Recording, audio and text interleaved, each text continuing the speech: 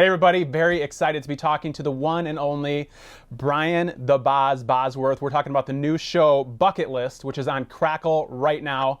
Brian, I gotta say, I love this show. I've already watched half the season. I played college football myself, Minnesota Vikings season ticket holder for the past 20 years, so this is right up my alley. For the people who haven't had a chance to check it out yet, tell us what this show is all about. Well, what I do is I go and visit iconic. What we did, we started with this first season with eight schools, but we go and visit the iconic schools and just talk about the history and what makes the passion of college football so synonymous with the fabric of fans and the how they intertwine with generations, young and old, and just bringing together.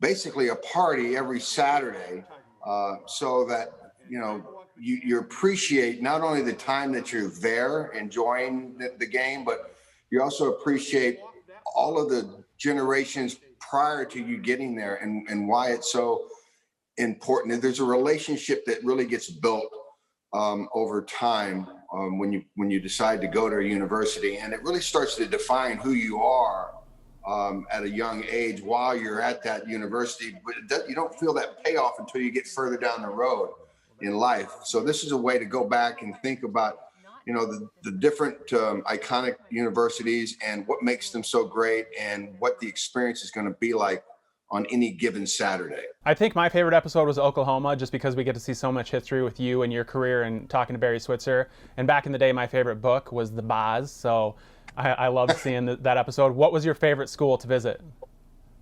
You know what? I loved them all. It was almost like going, it's funny, as you get older, you start to think about not so much the future. You go back, at least me, I go back in time and think about the what ifs, and if I did this, or, if I'd adjusted my life course, and picked this university, because a lot of universities don't change other than the upgrades that they've done over the past, 10, 15 years. But I'd have to say that I really enjoyed Auburn. I enjoyed Clemson because of the small town feel as you get there. And it's just an all enveloping ideal when you get there. When you get to Clemson, it's all about Clemson. When you get to Auburn, it's all about Auburn. And the towns are so quaint. It almost as if time had stopped. And the people there are so ingratiating, but they're just so proud of the heritage of being in that town with that school and that history, with the tradition that they're establishing and the tradition that they're moving forward with. And throughout your career, you had a lot of, you were very in the media. Everybody followed you, and you've mentioned throughout the years that you've changed a lot, and one of the main reasons is because you are now a Christian. Number one, what does that mean? And number two, tell people, if somebody else is thinking about, hey, what's all this, what's following Christ all about, what does it mean to be a Christian, and why did you make that change?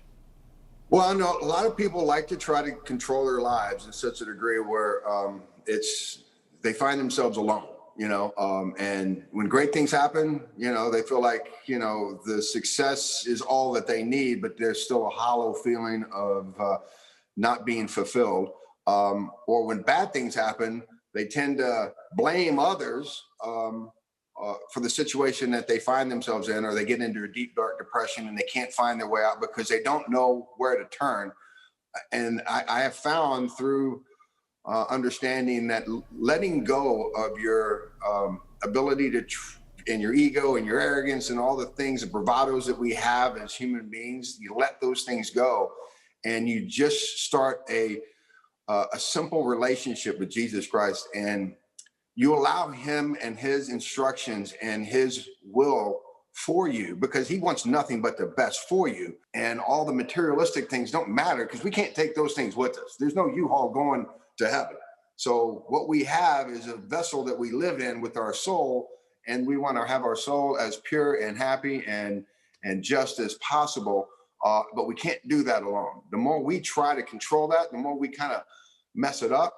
The more we have a strong, transparent relationship with him, the blessings just are tenfold, and life the color of life. And I remember when I became a Christian on March 3rd, 2013, that first deep breath of air from him exploded with this. I can't even describe the colors. It really was just a cathartic moment for me, because I thought I knew what life was, but I had put myself in that hole for years. And I just felt like, well, this is it. This is what life is. But when you accept him, you open the door to so many other things. You're just like, wow. And I waited this long, and I had the choice to go a different direction. So I would always encourage people to at least look and see where they're at in the mirror, have a reflective moment, and then find out where you could be. At the height of your career, you and Bo Jackson were the two biggest names in football. You interview him in this show. What's your relationship today like with Bo Jackson? Bo and I have had a great relationship. Even, after the game, we came up and we, had a great conversation. Football players are gladiators. We were out there, we're competing, on any given play. Somebody's going to win and somebody's going to lose. And unfortunately, and ironically, we both kind of mirrored our careers to a certain degree. I mean, his career was over due to a bad hip injury. My career ended with a bad shoulder injury, but we played with such passion and competitiveness. It was just, we're kind of two of a kind.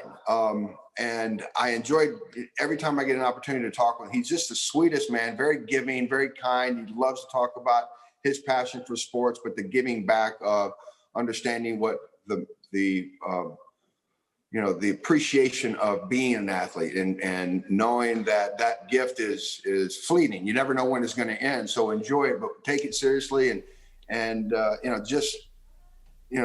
just be blessed that you get an opportunity to play. So we have a lot of great conversations, and every time I talk to him, I always find an interesting, new quirk with him about, his past. And that's one of the things I've loved about this series is the more players I talked about, there's such a parallel to our journeys. We might intersect at some point in time, but the parallels for athletes are very passionate. They're very deep. They're very emotional. And I find that with Bo quite a bit as well. And it's fascinating to talk to a great athlete like him.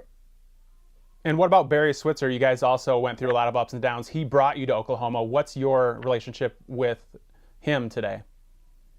Barry and I he's actually kind of like my father. I mean, when I always looked at him as that guy that I need to get an acknowledgement from, and he's great at giving acknowledgments as long as you're doing it the right way. And when he's shaking his head, he's happy. He's got great stories.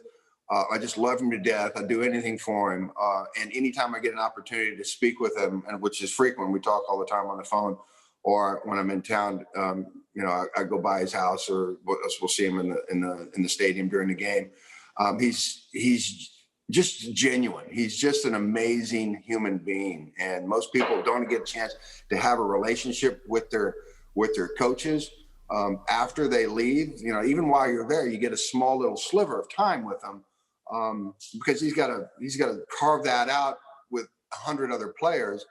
But it's more the relationship that I have with him after the career is over, that he's always available, and he's just so connected to all of his players, past, and we always get notifications of another Sooner passing.